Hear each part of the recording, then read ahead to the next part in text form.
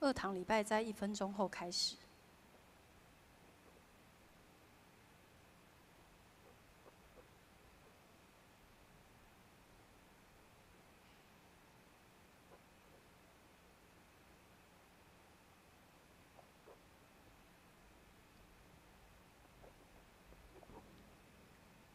大家平安，很开心在星期天我们可以一起敬拜赞美神，让我们一起起立。在开始之前，我们一起来做一个祷告。亲爱的主耶稣，感谢你，让我们在星期天可以一起在这边敬拜赞美你，主，求你让我们每个人敞开自己的心，来聆听你的声音，主啊，我们再次献上感谢。孩子这样祷告乃是奉主耶稣的名求，阿们。让我们一起来唱这首诗歌。哈利路亚，哈利路亚，这里有荣耀。哈利路亚，哈利路亚，这里有医治永留。哈利路亚，哈利路亚，这里有光明自由。敬拜神，一如众水涌流，荣光的主你在这里。哈利路亚，哈利路亚，哈利路亚，这里有荣耀。哈利路亚，哈利路亚，这里有医治永留。哈利路亚，哈利路亚，这里有光明自由。敬拜神，一如众水涌流，永活的主你在这里。你是起初的，你是起初的，幕后的，昔在今在永在的主，全心敬拜你，大声欢呼，羔羊被高举，公义的日头如光照耀，万国赞叹你的荣美，圣洁公义主名能承行，昔在今在永在的君王。主啊，我们感谢你，我们要再次开口来赞美你。我们一起开口。哈利路亚，哈利路亚，这里有荣耀。哈利路亚，哈利路亚，这里有医治永留。哈利路亚，哈利路亚，这里有光明自由。敬拜神，一如众水涌流，永活的主你在这里。你是起初的，你是起初的，幕后的，昔在今在永在的主，全心敬拜你，大声欢呼，羔羊被高举，公义的日头如光照耀，万国赞叹你的荣美，圣洁公义主名能承行，昔在今在永在的君王。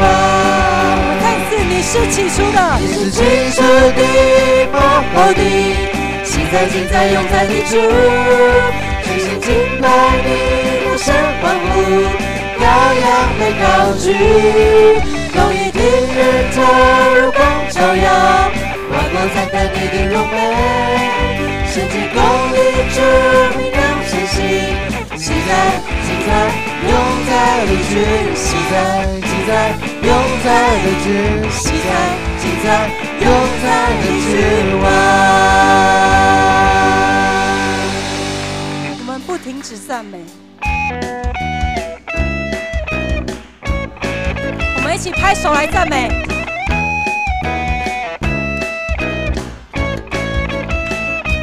让声欢呼赞美，称颂我的王，高声颂扬欢唱，哈利路亚，来到主宝座前，尊崇赞美他，我们欢呼喜乐，来到神的面前，扬声欢呼，扬声欢呼赞美，称颂我的王，高声颂扬欢唱，哈利路亚，来到主宝座前，尊崇赞美他，我们欢呼喜乐，来到神的面前。你是创造主，你是创造主，你你是新拯救，你救赎我，你是主最大的医生，你是丰盛之主，你是我的牧者，引领我，耶稣我君王，我赞美你。我们再次从头来唱，扬声欢呼。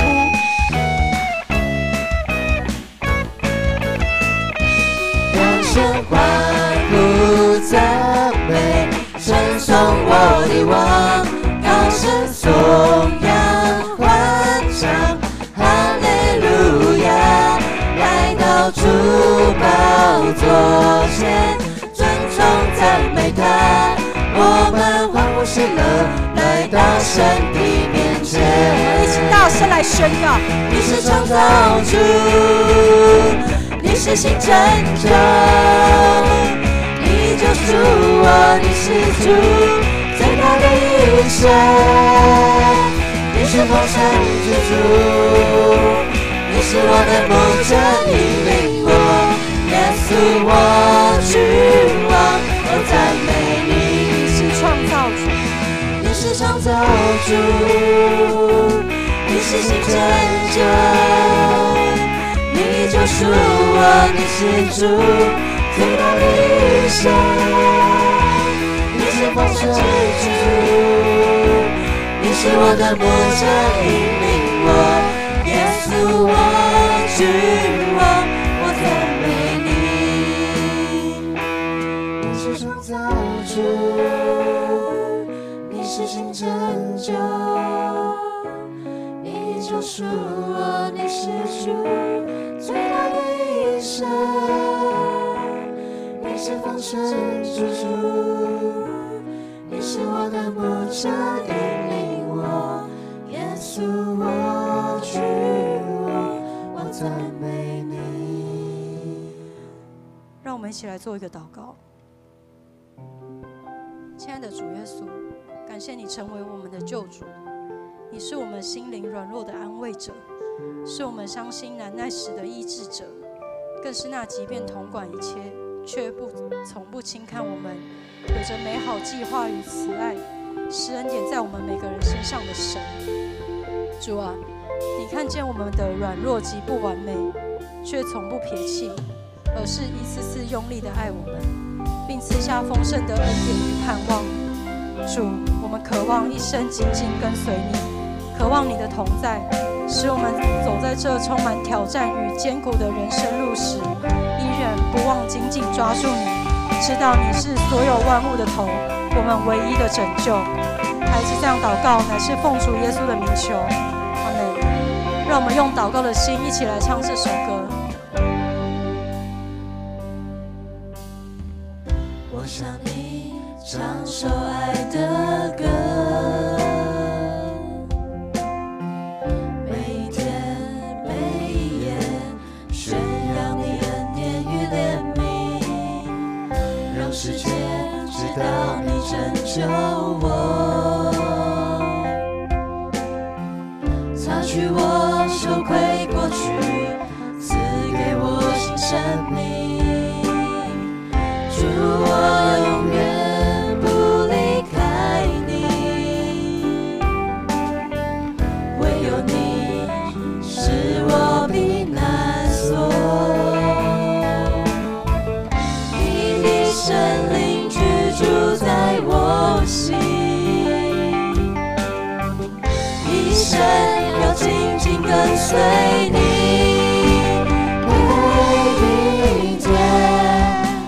更多亲近你，渴望能见你面，依偎在你怀里，我一生永不离开你同在，我心因你改变，我不再像从前，不再像从前。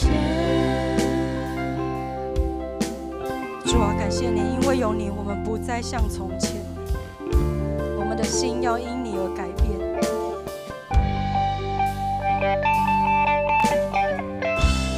想首爱的歌。每天每一夜，宣扬你恩典与怜悯，让世界知道你拯救我，擦去我羞愧过去，赐给我新生命。主，我永远不离开你，唯有你是我避难所。你的圣灵居住在我心，一生要紧紧跟随你，每一天我要更多亲近你，渴望能见你面，依偎在你怀里，我一生永不离开你同在，我需你改变，我不再像从前，每一天我要更多亲近你，渴望能见你面，依偎在你怀里，我一生永不离开你同在，我需你改变，我不再像从前，不再像从前。让我们一起来做一个祷告。主，我们一生不离开你，谢谢你在我们爱你以前就已先爱我们，看我们为宝贵。我们再次献上感谢，求主此时保守我们每个人的心，赐下平安喜乐的灵与我们每个人同在。孩子这样祷告乃是奉主耶稣的名求，阿们。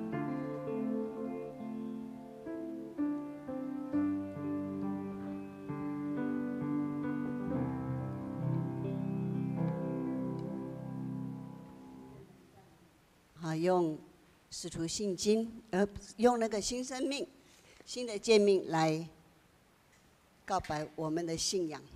请你要尽心、尽性、尽意爱主你的上帝，这是诫命中的第一，且是最大的。其次也相仿，就是要爱人如己。这两条诫命是把原之总纲。我这给你们一条新命令，乃是叫你们彼此相爱。我怎样爱你们，你们也要怎样相爱。你们若有彼此相爱的心，众人因此认出你是我的门徒了。请坐。现在奉献哈，请同工。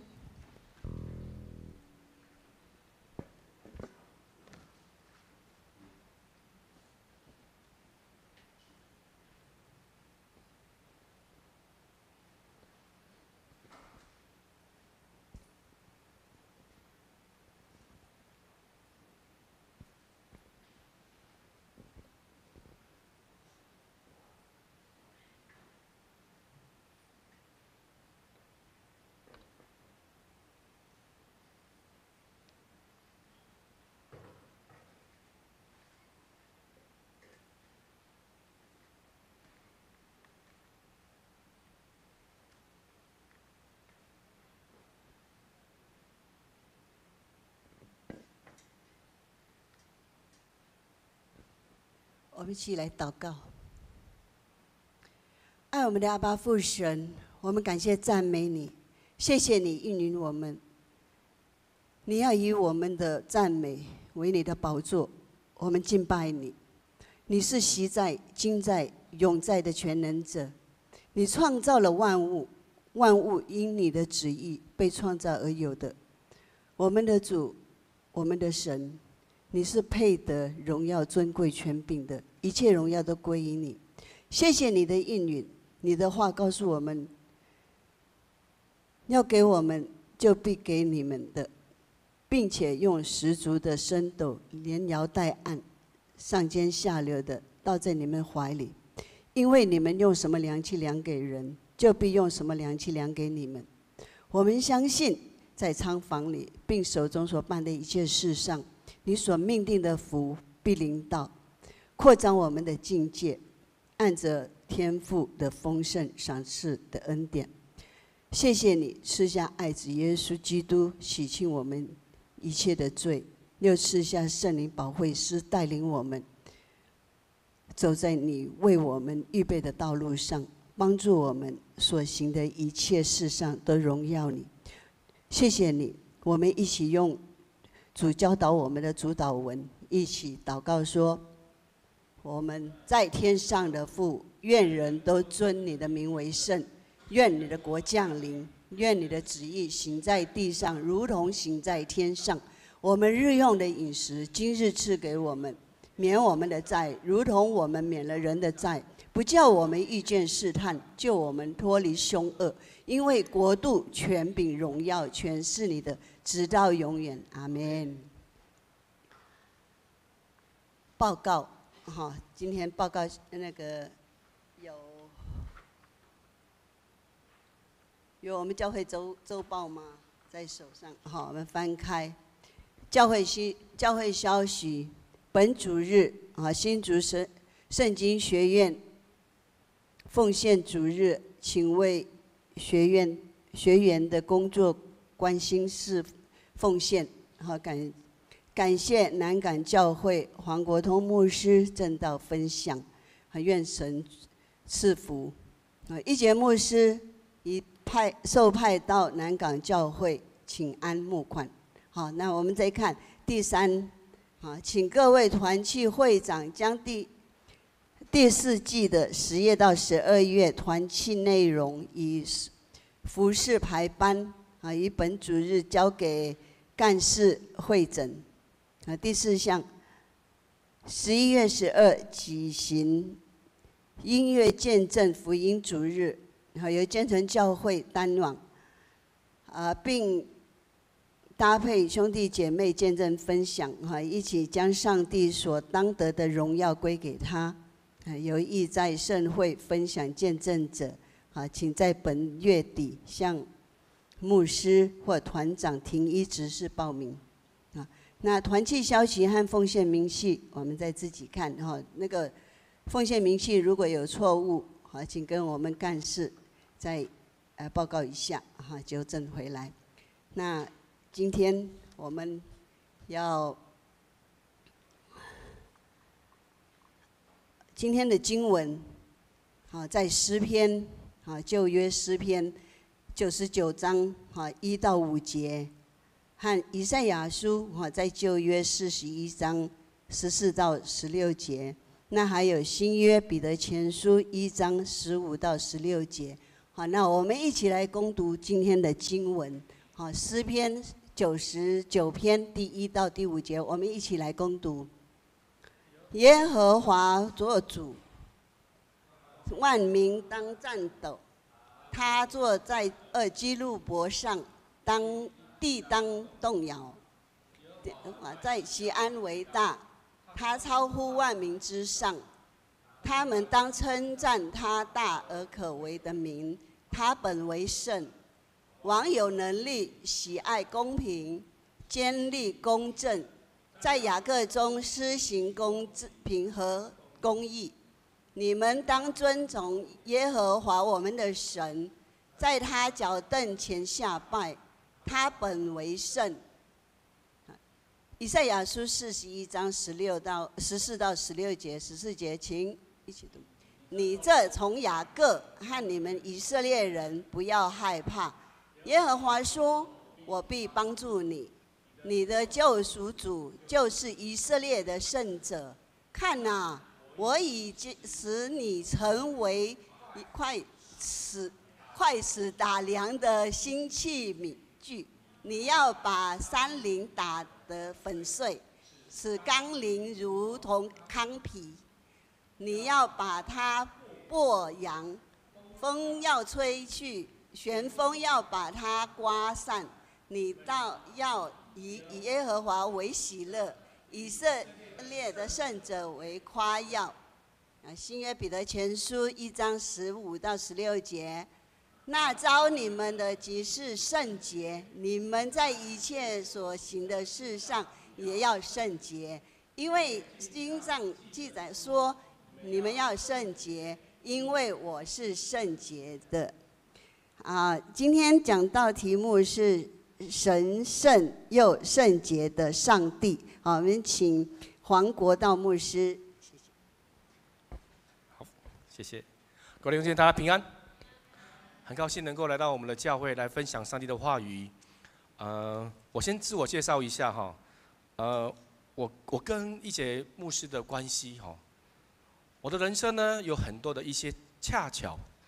那我恰巧呢，在我读神学院的去报名的第一天，我认识的我神学院的第一个朋友就是一节牧师。好，那时候呢，他真的很就是跟他这个人一样非常的热情。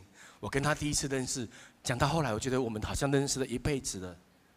但是也是因为这样子，他让我能够来到神学院，因为那一天我们都要面试他跟我一样都要面试那个考道硕的神学院。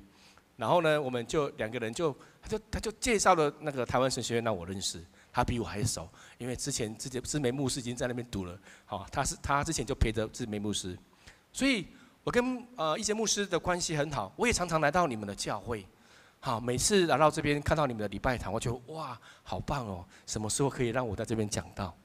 感谢神，今天让我这个机会来到这边，然后也听到弟兄姐妹刚才我很。在你们的敬拜当中，非常的享受上帝的同在，也谢谢你们让在敬拜当中让我感受到哇，圣灵真的在我们当中一起与我们同工。所以呢，我在介绍我跟一节牧师的关系然后呢，我们之前呢，我跟一节牧师还有另外一个夏冰牧师，我们比看谁比较帅我总是最后一名好，那是我比壮的话，我比他们两个还要壮那我们之前在神学院，我们号称 F4。对不起，我问一下，你们那个年代有听过 F4的，请举手。哇，请放下，那你的年纪已经超过30岁以上，哈利路亚我们那个年代有叫 F4，属于我们那个年代的记忆，流星花园那我们那时候呢，我们3个都称为 F4，我们还另外一个。那为什么叫 F4呢？不是因为我们长得很帅，是因为我们都是 father， 都是爸爸。所以呢，那时候呢，我们就一起聊爸爸经。一节牧师都叫我，孩子应该怎么？因为我们家的孩子都比他们小那我们就听着那个一节牧师跟我们分享，哇，让我觉得真的是跟他一起。然后呢，我读神学院的那3年都是谢谢一节牧师告诉我我们一起就是你知道工作的人再回去读书其实很累，什么希腊文、希伯来文，我们3个人总是看在图书馆，你看我看你背不起来。但是上帝有恩典3个臭皮匠怎样胜过1个诸葛亮我们就很努力的把它读完了。然后我们也经过这几年，我们到了每个教会来服侍，所以很高兴今天能够来到我们建成教会，是我的荣幸那也希望待会在神的话语当中，我们也可以一起来认识主。那今天呢，我来这边是因为今天是新竹圣经书院学院的纪念主日。我相信我也请各位今天，如果你有感动的话，为这个学院来代祷跟奉献。因为新竹圣经学院的话，如果你有去过的话，你知道那个地方真的很美。但是呢，因为疫情的关系这个学院他们注重的是平信徒的栽培。然后他们用非常一些让每一个教会的弟兄姐妹能够被装备，然后来服侍教会。所以对他们来说，他们在经营上面其实是有很大的需要的。那因为疫情，你也知道，疫情这3年没有倒已经很厉害了。那上帝的恩典，我想说我们一起为他们祷告，也一起在祷告当中纪念跟奉献。好，那我们一起来做个祷告。主耶稣，我们到你面前来，感谢神，你来使用我们，能够来到你面前。主啊，透过你的话语，你开启我们的心，开启我们的心中的眼，让我们能够明白你话语的奥秘。也求主你将你的圣洁，主啊赐给我们，让我们能够感受到你神圣和你的圣洁，让我们能够顺服上帝在我们生命当中的旨意，让我们能够活出美好的见证。感谢你，也让今天听的人跟讲的人都能够同蒙造就。祷告祈求是奉靠耶稣基督宝贵的名，阿们。我想问一下哈，各位你们有没有曾经会为这个主题非常困扰的，犹豫不决，不知道该怎么办？你说牧师，你讲的好笼统哦，什么叫做犹豫不决？好，我举个例子哈。好，各位，我不会叫你们举手，哈，这个太难过了哈。你们会不会遇到这种考试作弊的这个挣扎？不知道犹豫不决。我有一个教会有一个弟兄哦，就跟我分享说，牧师你知道吗？我胜过那个犹豫不决的挣扎。他说他们读大学，你知道现在读大学的老师们呢，都非常的就是平常就是因为要让你们不要打瞌睡，能够注意听，所以都会有小考。然后他们的老师就很厉害，他们的小考比期中考跟期末考还要怎样？还要多。所以老师说好，你们今天给你们一个赦免的机会。现在的小考呢，今天的小考决定你们的一半的成绩，哇，一半的成绩呢？好，然后老师说，因为要平常看看你们平常有没有好好的注意听，所以都不知道。然后考卷都发下来了，每一个都皮皮臭啊！天哪，一半的成绩呢？那不是期中考吗？然后老师说，今天考得过了就顺利，你就不用看到我了。考不过了怎样？明年再见哦。哇，那个你知道吗？大家这时候你会平常不读书的人，这时候会怎么样？很紧张，全班的人都不读书啦，都很紧张。然后这时候呢，大家很有默契，你看我看你，你知道他们做什么吗？他们就是从他们的怎样，从他们的桌上哈拿出，刚好老师也不在，老师好像故意的吧？老师说我去喝个水一下，哇天哪，好，然后呢大家就开始啊。然后呢，我那个弟兄就很犹豫啊，他就在那边挣扎。你猜他到底有没有做？好，我不用讲，他会最后再做。那你觉得这样的行为会不会让你犹豫不决？你会怎么样？好，我不跟你讲答案，待会我最后再跟你们分享。那再来呢？好，各位，你是骑摩托车上班的，或是开车上班的，请举手。好，请放下。台北市现在骑摩托车可以红灯右转吗？不行，对不对？因为警察很厉害，他都会在怎样？你一右转的时候，他在旁边说：“来，对不对？”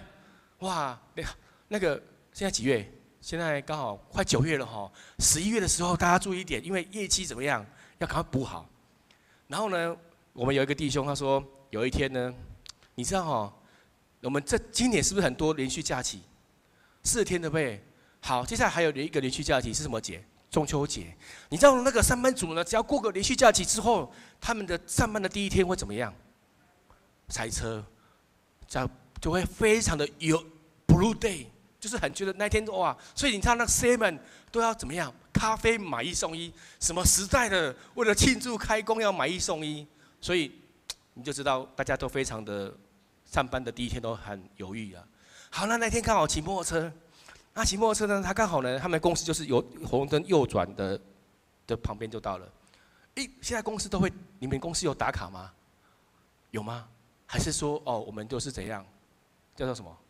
叫做那个叫做什么？责任制。责任制叫怎么？就做到死啦。责任制就是做到死为止，就是反正没有加班费。那有打卡的比较好，有打卡至少8个小时就可以走了。然后那一天呢，他刚好，现在台北市上班是几点？9点，对不对？好，他就8点55分的时候，他就骑摩托车，骑呢刚好红灯，再过5分钟就要上班了。他看他的同事，平常同事都不会那么热情哈，同事们都怎样？骑摩托车从旁边经过，拜拜。你知道为什么？因为刚好警察也不在，然后他就犹豫不决。牧师啊，真的犹豫不决呢。因为我一旦如果没有过这个红灯，我那个月的绩效怎么样就没有了。哇，你有没有遇过这种挣扎吗？好，再来，各位，我问一下哈，礼拜五的4点以后，你上班的心情会不会平常？会不会就会觉得好像已经快下班了？会不会？其实礼拜五的4点以后，那个已经感觉怎么样？我已经放假了。是不是？好，已经放假了，对不对？好，那听说很多人呢，为了要庆祝下班，他们都会去唱好乐迪。你们会这样子吗？大家找一找去唱好乐迪，好像好乐迪好像几点以前就会特价。所以我有一个教会有一个姐妹说，有一天呢，他们办公室那一天刚好老板出差，所以呢，礼拜五的大概4点半吧，4点半他们是6点下班，他们就怎样？还有1个半小时，听说好乐迪怎么样打折，然后大家就说你看我看你，好，然后他说走啦去啦，反正老板不在啦，好，你会不会犹豫不决？我们生活当中是不是有很多让你犹豫不决的？还有很多啊，有人跟我说，你去菜市场买菜的时候，你给他100块，他找你900块，犹豫过吗？你会怎么样？你给他100，他找你900，因为他可能看错了，你会不会犹豫不决？你会怎么做？好，所以我们生活当中有很多的让你不知犹豫不决的事情。那今天牧师要跟各位分享的是神圣又圣洁的上帝。很多人看到这个主题就觉得哇，今天一定很无聊。神圣这个关我什么事啊？圣洁我用不到，我用纯洁而已，是不是？那神圣跟圣洁，今天透过我们刚才我们的诗会带我们练这段经文，在诗篇、以赛亚书，还有什么彼得前书3段，对不对？有很多的经文让我们去看。老实讲，从头到尾，如果你第一次读这段经文的时候，你就觉得哇，今天又是一个可以打瞌睡的主日了，冷气又这么好，那环境又这么棒，希望大家今天能够提起你的精神，好好的看一下什么叫神圣圣洁。所以呢，刚才说嘛，对不对？纯洁，神圣又圣洁，纯洁为人子现在还蛮好，还不错了哈。我们看我们的教会这么白，这很漂亮这样子。然后呢，你会想到什么？庄严，就像我们礼拜堂很庄严一样。然后呢，哇，这些我们可能很多的年轻人说，神圣就是怎样，一大堆需要遵守的诫命，你要怎么样，你不能做什么事情，然后你只要怎么样，你就被击打，怎么样？哇，一大堆让你觉得好烦哦。圣经都是在讲这些东西，能不能讲新的？然后呢，有人看到这个，哇，这个人是修女啊，神圣又圣洁，自命清高。我们生活当中，当你遇到神圣又圣洁的时候，你常常会有几个，还有怎么样？所以今天牧师要跟各位分享神圣又圣洁。其实我要跟各位分享一个重点是，我们应该去了解圣经。既然圣经是上帝应许我们的，那到底神圣又圣洁里面，神透过神圣又圣洁要告诉我们什么？神圣跟圣洁到底是上帝的特质特性吗？我们明白吗？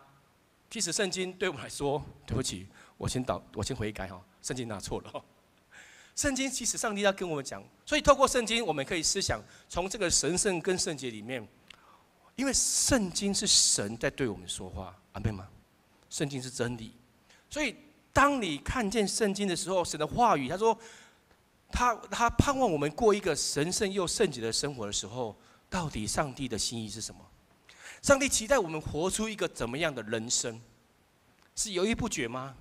还是你知道该怎么的按着圣经的教导真理，我们可以怎样经历上上帝的恩典？所以，我们一起来看今天的经文哦。今天的经文，我先从诗篇开始讲。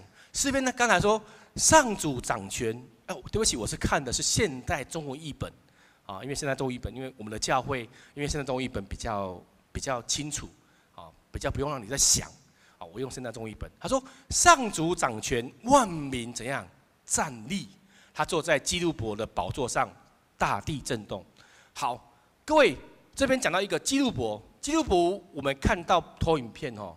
基路伯这个名，这3个字是第一次出现是在出埃及记里面。在出埃及记里面，摩西当时在出埃及之后，他们在旷野的时候，神说怎样？你要造一个如同我同在的一个象征。所以，上帝启示了摩西造出了约柜，而约柜上面有什么呢？有2只基路伯。基督伯其实他就像天使一样，只是这个天使，其实我们对天使的很多的了解都从这边开始的，有没有？天使怎么样？有什么翅膀？你看天使有翅膀，在圣经里面天使有翅膀，而在这个基督伯里面，他是上帝的同在。所以这边我们看见的，今天牧师要跟各位分享是：第一个，我们要了解神圣是上帝的本质。为什么？因为基督伯和约柜代表上帝神圣的临在。上帝，所以过去的旧约，他们看见约柜的时候，它代表神的同在的位。这一样的，在诗篇里面，诗人告诉我们，上帝掌权，万民站立。谁是他？这位上主坐在基督伯的宝座上，大地站立。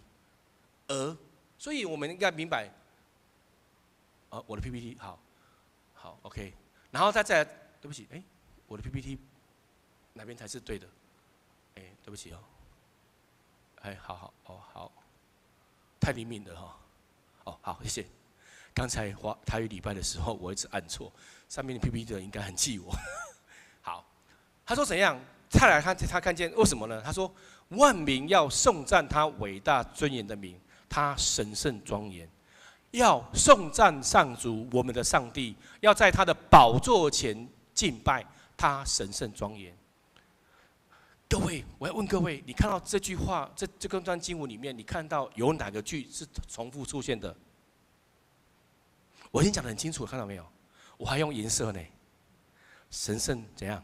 庄严。你知道吗？在一段经文里面，他讲的神圣庄严讲了2次。圣经一段经文里面讲了2次，代表它怎么样？很重要。讲3次呢，好重要的重要。所以神圣庄严是上帝的本质。所以我们透过这段经文里面，我们先来知道什么是神圣。原来神圣是怎样？上帝在我们跟人，就是神在我们在跟我们的关系当中一个分别。这个分别是什么？它让我们知道很多事情，你碰到了一些不该做的时候，你该要分别。而这可以到做怎样？道德上面的。世界所认为的纯净跟污染的分别，这是神圣它的意思。而神圣又是上帝的本质，在这段经文里面，在诗篇这段经文里面，所以我们来看一下。好，所以我们透过这段经文，诗篇这段经文里面，我们看见了基督伯，看见了约柜，看见了神圣庄严。所以这段经文里面在告诉我们一件事情。我知道了，原来神圣是上帝的特质，也是上帝的本质。我们先有这个概念，你应该明白。所以经文神的话真的很丰富。如果我们可以好好的看神的话，你就明白到底神透过他的话怎么启示我们。接下来我们来看第2段经文里面，第2段经文里面，第2段经文是在以赛亚书。以赛亚书他说什么？他说：“我是救赎主，以色列神圣的上帝，我要帮助你，我要把你当怎样打谷机，装上又新又利的齿。”各位，我问个问题你们这个年纪有看过打谷机吗？有看过的人请举手。没天哪，感谢主！你们太厉害了！你们是在哪里看到的？展览馆对不对？对，有人跟我讲在餐厅啊，现在很多复古的餐厅都有，是不是等成这样子？大概是对不对？因为有很多的打谷机，有些是在现场的打谷机。如果你们的阿公阿嬷他们是种田的，就知道那个怎么稻米对不对？有些人说稻米不是出来就是这样子白白的吗？没有，是怎样？先从麦穗有没有那个稻穗有没有才打完之后呢，这个是怎样？第2次加工。那个连米厂，他们就用这样子，那个麦啊，那个稻米有壳的味，那外面是怎样？那个抽坑，他语听得懂吗？那个壳，然后他就怎样？他就是放进去以后，他风打，然后风一吹，那个米怎样就掉下来。所以我们吃的米是怎样？就是我们看到的米。最近大家因为身体越来越不好了，所以我们有些吃那个什么糙米。糙米就是那个粗糠还怎样，还在的。以前人不吃的，以前太硬了。现在的人命好要吃不一样的。所以你看到没有？打谷机在这边怎样？它是分别那个稻穗上面的米跟米糠。好，你可以，如果有时候你可以到那个餐厅或是一些展览馆，他看得到。所以上帝透过这件事情告诉我们什么？他说：“我要把你，这个你是指我们每一个人，当做打谷机。”那到底神希望我们每一个人做什么事情呢？打谷机的意思是什么？我们来看这段经文，再看这段经文，他说怎样？他说上帝说怎样？你要打碎山陵，怎样毁灭他们？你要打碎小山，不是那个小山哦，好，使他们怎样成为灰尘？你要把他们破扬起来，让风吹散，让飓风把它刮走。但是你要欢喜，因为我是你的上主。各位，我问一下哈，这句话“我是你的上主”，这代表什么意思？神说怎样？我是代表关系，对不对？我是你的谁？我是你的牧师，好，我是你的爸爸，我是你的儿子，代表关系嘛？我是嘛？所以神说怎样？这句话讲得很清楚，是我们的关系是什么？神爱我们，他已经告诉我们，因为你要做这件事情，你不要想太多，因为我是你的上主，你怎么样？你需要做这件事情。所以上帝期盼我们每一个人成为一个打谷机。我刚才是不是讲打谷机是什么？把那个怎样？把那个米，把那个稻穗分别粗糠跟米的味分别。所以上帝要我们成为打谷机，有一个大的很不的目的，就是要我们过一个分别为圣的生活。分别的生活，分别什么是神圣，什么是不神圣？哇，感谢神！你看，上帝的话总是这么的奥秘，3个字就让我们知道了，明白神的心意。接下来呢？所以在这段经文里面，他说怎样？上帝首先让我们明白我们的关系。他说怎样？他是我们的主，所以我们的阿爸父，他让我们怎样依靠？这是我们的福音，对不对？是我们的盼望。所以他也期待我们，不是说上帝爱你就无条件的，好像什么都不用做。神爱我们是期待我们在这个关系里面，在这个我们跟他一个神圣关系里面，上帝说我是神圣圣洁的主，我也期待你们，是不是过一个分别为圣的生活？我们常常做母亲的，我们这边应该有些人是父母亲，对不对？我们很期待我们的孩子能够怎样，能够跟我们一样，在很多事情当中可以有一些学习。上帝也是一样，他爱我们。所以我们从旧约里面，神一直在跟我们说，你们要过一个神圣圣洁的生活。而在新约里面呢，神也一样的告诉我们，在新约里面，彼得前书1章的15到16节，我们一起念好不好？请。那召你们的既是圣洁，你们在一切所行的事上也要圣洁，因为经上记得说，你们要圣洁，因为我是圣洁的。彼得前书1章的15到16节里面，我很好奇一段经文：你们要圣洁，因为我是圣洁的。我问各位哈，我们想想看，今天神如果我举例我像上帝好不好？他说你们要圣洁。是神说拜托你们要圣洁吗？是这样子吗？还是神说我命令你要圣洁？是哪一个？前者跟后者？后者对不对？因为在圣经里面，你们要这个要的意思就是命令。所以圣洁，过一个圣洁的生活，不是你可以选择的。如果你是神的儿女，那就是你应该要做的，因为这是神的命令。你说哇，神终于露出他的真面目了，他就是要让我们过一个圣洁的生活。我相信上帝要让我们过一个圣洁的生活，一定有他的心意，因为他说怎样，我是圣洁的。如果你不圣洁，你可以跟这位圣洁的神在一起吗？对，没有错。我说牧师，我们没办法永远到那个上帝那个圣洁，但是我们是一个目标，对不对？你要往这个目标迈进嘛。所以在彼得前书1章的15到16节，你们要圣洁，因为我是圣洁的。其实，在旧约里面，神也告诉我们，在利未记，摩西告诉这些百姓，因为上帝说怎样？利未记19章第2节说：“你们要圣洁，因为我上主你们的上帝是圣洁的。”所以上帝从旧约一起启示到现在。那我问各位，我们活在今年是几年？2020几年？23年？那是2000年，甚至于更早摩西的时代，4000年以前的话，你觉得神对当时的以色列百姓说而已吗？还是对我们也说？因为我们的神是昔在、今在、永在的神，他不会只是对过去的人说，他也对我们说，他也对我们未来的说。所以这句话，你们要圣洁，因为我上主你们的上帝是圣洁的，是对谁说？对活在2023年9月17号的我们说，也包括未来的我们说。因为上帝期盼人过一个圣洁的生活，所以你们要圣洁，因为我是圣洁的。我们需要活出一个圣洁的生命。其实活出一个圣洁的生命是一个口号吗？不是，它是一个要求，它是一个期待，它是一个盼望，是天父对我们的盼望。因为上帝希望我们过一个与他同在的生命的生活见证。所以，各位，这位神他是神圣的神，因为他说怎样？我是神圣圣洁的神，对不对？那我们呢？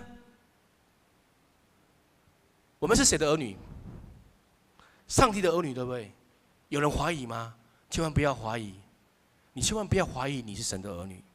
你要永远知道，我是上帝的儿女，这是上帝给我的信实的正确据。神期待怎样？他希望，既然我们是他的儿女，他爱我们，他希望在这个爱的关系里面，他希望我们能够过一个分别神圣和不神圣的生活。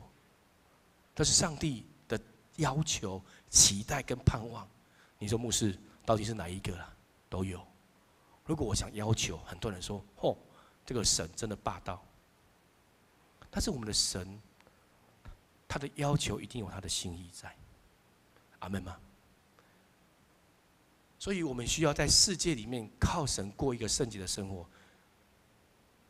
我相信我们每一个人，你面对这个圣洁，过一个圣洁的生活，你可能在圣经在这边教会里面，在教会里面听完以后，你出去了以后，你会很大的挑战。有一个牧师说：“牧师啊，那是圣经讲的啦，我活在一个现实的生活当中，做不到啊，做不到啦，很难。所以要怎么样？靠着上帝的恩典，因为耶稣基督怎样，已经为我们死了，已经为我们死在十字架上面了。我们需要靠着上帝的恩典。如果我们什么都做得到，那我们何须要上耶稣基督的救赎呢？阿们吗？那因为我们做不到，我们才需要嘛。所以因此，我们需要来到神面前来，透过这段经文，我相信神也要透过这3段经文来提醒我们。好，那我们再回到今天的经文里面，我们来看神的话。神的话真的很重要。来，要过一个圣洁的生活。我问一下，刚才牧师讲的这3段经文里面，有哪一个有3个啦？哈，有哪3个一直出现？啊，对，神圣，对，哇，你真的没有睡觉啊？还有什么？啊，庄严不是？还有什么？我一直在讲的，后面有像圣洁啦，对不对？然后我刚才是不是在强调一件事情？过一个什么生活？分别，对，分别为圣的生活。我们看见这3段经文里面一直在讲这3件事情，表示它很重要。所以我们来看一下神圣、圣洁跟分别到底什么意思。第一个，我们来看一下神圣跟圣洁里面，其实神圣跟圣洁里面在圣经英文圣经里面都一样，叫做 Holy。那牧师，你讲这个有什么意义吗？因为我要跟各位分享，我们怎么去分别什么是神圣，什么是圣洁。首先，神圣是怎样？他讲的是上帝内在的特性。所以我们说神是神圣的神，对不对？你不会说神是圣洁的神，对不对？而圣洁是什么？上帝期许我们过一个圣洁的生活，是外在的生活。好，所以你要分别了吗？神圣跟圣洁，一个是讲上帝的内在的他的属性，一个是怎样外在的特性。好，那最后一个分别呢？你说牧师，什么是分别？其实神圣圣洁的原文，它的意思就是什么？分别。上帝要我们过一个圣洁的生活，其实就是很简单，过一个分别的生活。所以今天接下来我要透过神圣、圣洁、分别，我们要明白，哇！我今天透过这章经文里面，我知道上帝在2000年甚至更早以前，他对他的百姓说，也对我说，我要明白。那你明白之后，你要做怎样？你要学习。哇，这个很难呢，过一个圣洁的生活很难。那我们的努力是靠谁？靠自己吗？不是的，我们是靠了谁？耶稣基督救赎的恩典，不是我们可以做到，所以我们需要耶稣的宝血的遮盖，耶稣的恩典，而帮助我们努力的过一个上帝所祝福我们的圣洁的生活。所以呢，我要跟各位分享，我们知道我们是上帝的儿女的身份，对不对？这是我们的身份嘛？那今天我要加2个字，什么？圣洁。是我们上帝儿女的身份，圣洁是你成为一个上帝儿女的身份很重要的。各位，最近这一年2023年，你有去跟很多人出国吗？有出国？你最近这一年，你已经出国的人跟预备要出国的人有吗？请举手一下。哇，出国了，对不对？好玩吗？好玩，对不对？现在听说现在好像日本的什么日币怎么样？变好，变怎么样？变得比较，汇率比较好，所以很多人爆发什么报复性的消费，报复性的去日本哦。那我想问各位哦，你们知道在机场里面有一个叫做贵宾室这个名词听过吗？有听过请举手。有进去过的吗？有哈。那我问一下哈，谢谢。贵宾室是一般的人可以进去的吗？不是哦，听说是怎样？是要那个怎样？是要头等舱？听说不用啦，听说你只要有那个什么卡，金卡或者你的里程数可以，对不对？你知道吗？哦，我一直在等待，我哪一天可以进去里面，但是等不到，好，因为根本不可能嘛。但是我知道哦，那个贵宾室哦，里面什么都很好。那如果我举这个例子，如果这个贵宾室你要进去，你要有头等舱或是白金卡的资格，它不是一般人能够进去的。好，那我问你，一样的，上帝国，你要进入上帝国的资格是什么？你们有想过这个问题吗？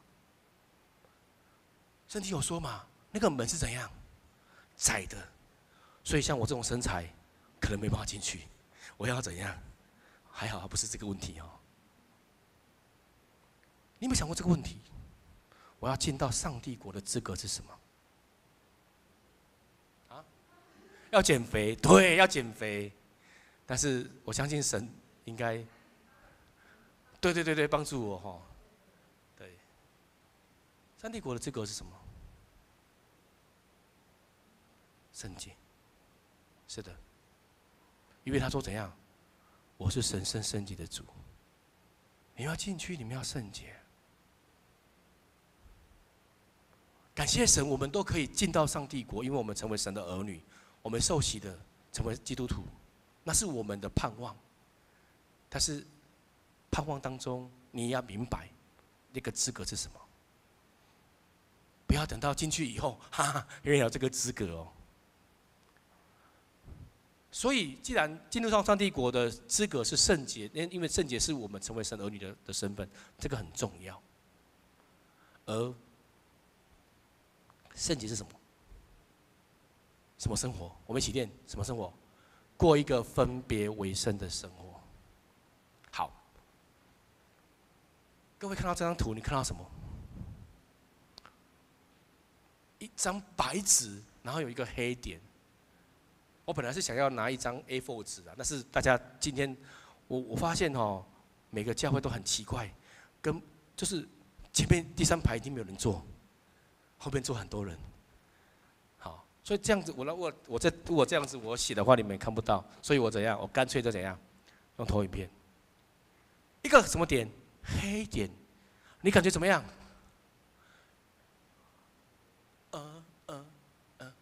好，有没有？好，可能要找有地方哈。他有没有格格不入？白，你看哦，如果今天有一个小朋友在你们的教会里面，这个墙壁里面可以用一个黑点，我相信一节牧师怎样会跳脚，对不对？这么漂亮的教会，怎么用一个黑色的东西呢？格格不入，对不对？然后怎么样？有没有不同？是不是？然后还怎么样？还看到什么？分别，白跟黑有分别。你说牧师，这个我感受不到。好，你看这张图，这样感受到吗？如果你都是黑的，如果有一亮光点，你会不会感觉到比较深刻？那你说牧师，你在讲这个有什么好奥秘哦？是什么意思？听我再接下来说。如果今天白色代表上帝国，是不是？神预许我们这个世界是一个白色的上帝国，而如果那个黑色代表我们要过一个圣洁的生活，对不对？如果那个黑色的呢，就是指我们每一个人。好，那我再讲更清楚一点，更进一步一点。我们在黑暗的世界里面，你说牧师怎么是黑的？因为这个世界是黑色的吗？没有，因为这个世界有很多的诱惑。我们就像那个白点一样，我们也需要去面对这个世界的挑战、诱惑。我要过一个分别为圣的生活，所以我们将这两个，所以呢怎样？我们来看这张图，你看到什么？一张白色的，一张黑色的。我们来先看白色这一张。如果在上帝国里面，如果神说你们要过一个分别为圣的生活，那个黑色代表你的生命里面需要不断的靠近神，那你觉得黑色要怎么样？越来越怎么样？啊？越来越应该是怎样？好，应该是怎样？好，让你们知道一下，要越来越怎样？越来越小，因为你要慢慢的，你要去面对你的生命。去修剪你的生命，你要靠着，你要把自己这个黑的怎样，越来越学像神一样。那如果在这个世界里，另外一张呢？如果这个世界是黑暗的，你是里面的一个白点，那你觉得我们要过什么样的生活？你说我要活啊，怎样？发亮，对，要怎么样？你要不断的 PPT 后面一点，哦，有了，那怎么样？你要不断的影响这个时代，这个叫做过一个分别为圣的生活。你是哪一个？我相信今天上帝会感动他的圣灵来告诉我们每一个人。所以，最后我要用这段故事来做一个分享。圣洁的生活是一个分别为圣，也是一种保护跟祝福。我认识一个弟兄哦，大概10多年前吧。我们这边有没有人是公务人员的？请举手。哇，谢谢，请放下。还好没有在新竹。好，没事。公务人员，如果你知道，如果是公务人员的话，如果你他是在哪里？他是在那个花莲的东部，对，东部的花莲，他在一个乡下的一个算是一个地方，他做那个什么建筑，他建筑类别的。他的工作是什么？他是负责那个修缮那个道路、马路，只要马路跟道路有一些毁损的，或是要做的，都要经过他来发包，因为他们只是负责发包，所以发包当中一定要给包商来做。哇，那这当中怎么样？有很多的利益在，所以他刚到这个，当他刚到这个地方的时候，其实人家就在他的抽屉里面放了一个什么样？红包，真的要收买他，那他就把这个红包怎样拿给他的主管，他就装傻，那是谁的钱？怎么放在我的桌上？他知道，但是他不拿，因为他是基督徒。那你看这个人在这个单位里面，他会怎么样？人家会很喜欢他吗？不会。人家怎样看他非常的碍眼，因为什么事情都很怕被他怎样检举。那他觉得好，我就不要挡人财路嘛，他做他的事情。所以你知道吗？那个当我们请包商来做马路之后，都要验收。他的主管都常跟暗示说：啊，外面天气这么下雨的，不用了啦。暗示他怎么样？不用去看，为什么？一挖就不得了。他是怎样？他觉得他就是一个上帝的器皿，他要为主做，因为这是他的工作嘛，他的职责嘛，他要做到好。所以他常常跟那个包商说：不行，你的比例不对，重做。所以他的主管常常都给他就是怎样责难他。所以这种人在单位里面，他常常被同事排挤，人家可能要，比如说唱 KTV 的时候没有他了，好，要干嘛的时候没有他。那你觉得我们这个弟兄，他在那个单位，他会怎么样？心情很难受啊。那他就跟我说，那怎么办？我说，既然上帝让你在这个地方，你就为这个地方好好祷告吧。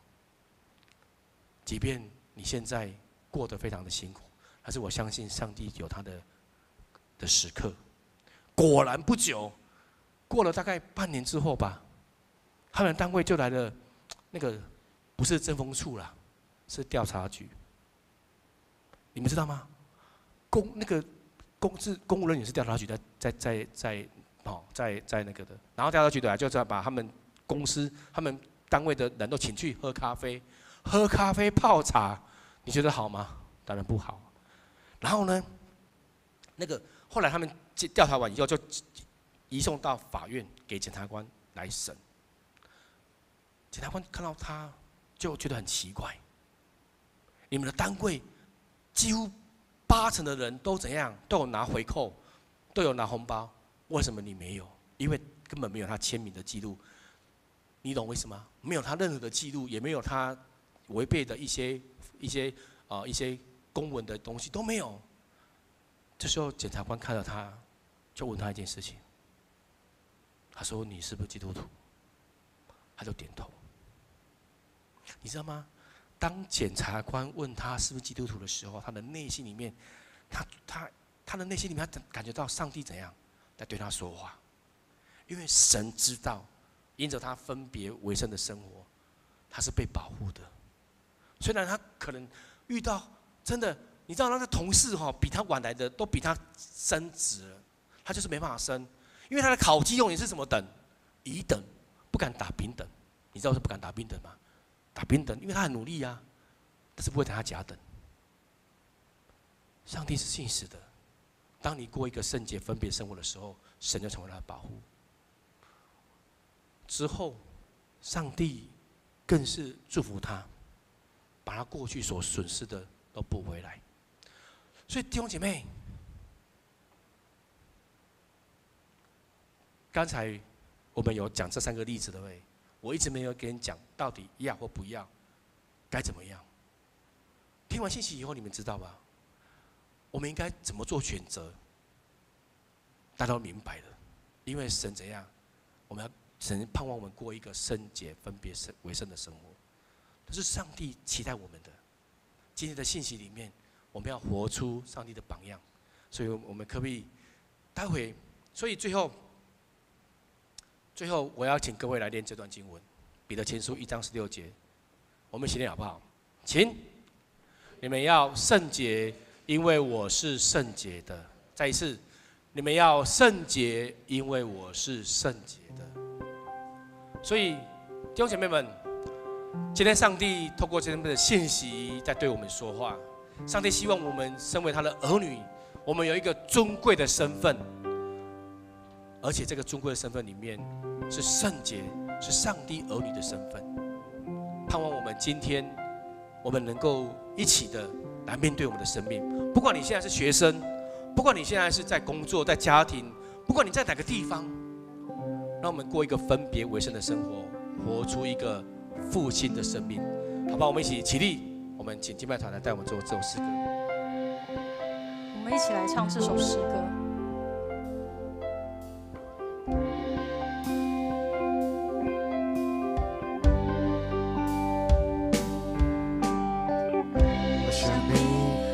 蒙受爱的歌。每一天每一夜，宣扬你恩典与怜悯，让世界知道你拯救我，擦去我羞愧过去，赐给我新生命。主，我永远不离开你，唯有你是我避难所。以你圣灵居住在我心，一生要紧紧跟随你。我要更多亲近你，渴望能见你面，依偎在你怀里。我一生永不离开你同在，我心因你改变，我不再像从前，我不再像从前。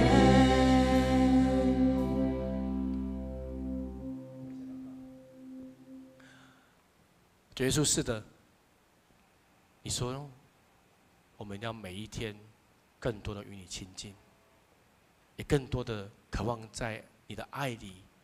主啊，你让我们能够过一个圣洁、分别为圣的生活。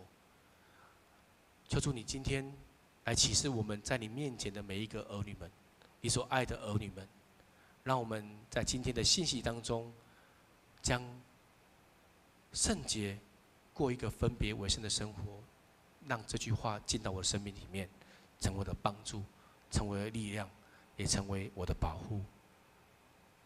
愿主你与我们同在。这时候，我们一起举起我们的手，我们一起来领受上帝的恩典，领受上帝的祝福。愿主耶稣基督的恩惠、天父上帝的慈爱、圣灵保惠师的同在，在我生命里面帮助我们努力的过一个圣洁的生活。感谢主，祷告祈求是奉靠耶稣基督宝贵的名，阿们。让我们一起来唱最后一首诗歌《带着回家》。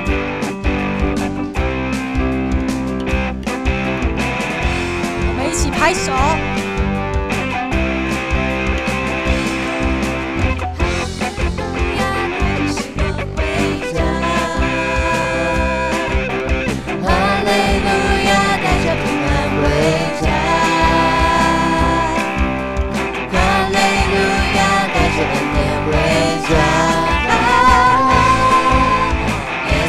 永远与你同在呀！我们要一起嘿！哈利路亚，带着喜乐回家！嘿，嘿，嘿，嘿！